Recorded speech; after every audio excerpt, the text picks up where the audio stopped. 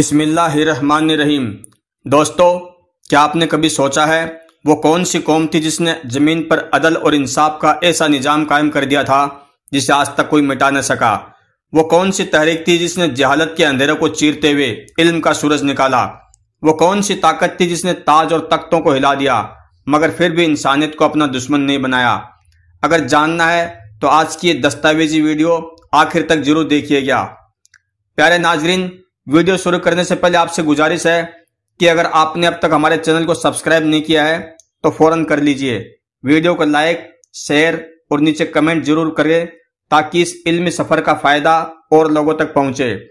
السلام علیکم ورحمۃ اللہ وبرکاتہ۔ چلیے اب ہم چلتے ہیں اس دور کی سیر پر جو تاریخ اسلام کی روح ہے۔ دوستو، اسلام کی تاریخ کی شروعات ہوتی ہے اس محمد صلی اللہ علیہ وسلم سے جنہیں اللہ تعالیٰ نے ساری کائنات کے لیے رحمت بنا کر بھیجا۔ عرب کی ریگستانی سرزمین جہاں لڑکیاں زندہ دفن کر دی جاتی تھی، جہاں شراب اور جوا عام تھے، جہاں تعصب اور جہالت کا بول بالا تھا، اسی جگہ سے توحید کا پیغام اٹھا۔ حضرت محمد صلی اللہ علیہ وسلم نے جب اللہ کی وحی کو لوگوں تک پہنچانا شروع کیا تو کافروں نے طرح طرح کی تکلیفیں دی مگر آپ نے کبھی شکوہ نہ کیا۔ نبوت ملنے کے بعد 13 سال کا مکہ کا دور اور پھر ہجرت کا فیصلہ، مدینہ کی سرزمین پر اسلامی حکومت کی بنیاد رکھی گئی۔ صداقت، امانت، انصاف اور رحم دلی، یہی اس حکومت کی پہچان تھی۔ عہد نبوی کے بعد آیا خلفائے راشدین کا دور۔ حضرت ابوبکر صدیق رضی اللہ تعالی عنہ نے مرتدین کے خلاف جنگ کی۔ حضرت عمر فاروق رضی اللہ عنہ نے فارس اور روم کی سلطنتوں کو شکست دی لیکن ان کی تلوار کبھی ظلم کے لیے نہیں چلی۔ حضرت عثمان غنی رضی اللہ عنہ نے قرآن کی تلاوت کو پوری امت تک پہنچایا۔ اور پھر حضرت علی کرم اللہ وجہہ، جن کی بہادری اور حکمت کو آج بھی یاد کیا جاتا ہے۔ اسلامی تاریخ کا یہ دور صرف لڑائی اور فتح کا نہیں تھا، یہ دور تھا علم کا، تہذیب کا، عدل کا اور انسانیت کی بہترین مثالوں کا۔ پھر آیا بانو امیہ اور حضرت عباس عبد المطلب رضی اللہ تعالی عنہ کا دور، جہاں ایک طرف جنگیں تھی وہیں دوسری طرف علماء، محدثین، مفسرین اور حکیموں نے دنیا کو علم کی روشنی سے روشن کیا۔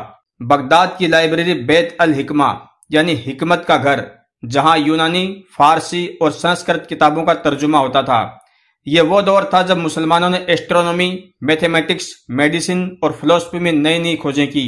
کیا آپ جانتے ہیں الخوارزمی نے ہی الجبرا کی بنیاد رکھی۔ ابن سینا کو یورپ میں ایوی سینا کہا جاتا ہے اور ان کی کتاب قانون صدیوں تک میڈیکل کی تعلیم کا حصہ رہی۔ مسلمانوں نے صرف تخت اور تاج ہی نہیں جیتے بلکہ دل بھی جیتے۔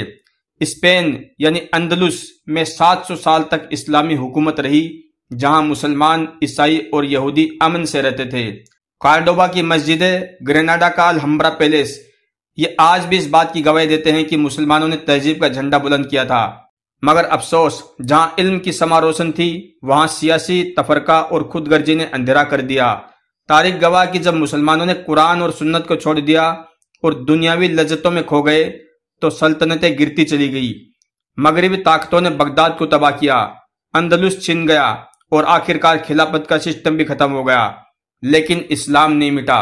قومیں مٹ سکتی ہے، تہذیبیں گر سکتی ہے، لیکن اللہ کا دین قیامت تک باقی رہے گا۔ آج جب ہم اپنی تاریخ کو بھول چکے ہیں تو ضرورت ہے کہ دوبارہ اس روشنی کی طرف لوٹیں۔ اپنے بچوں کو بتائیں کہ ہمارے بزرگ کون تھے، انہوں نے کیا قربانیاں دی اور ہم کس قیمتی وراثت کے وارث ہیں۔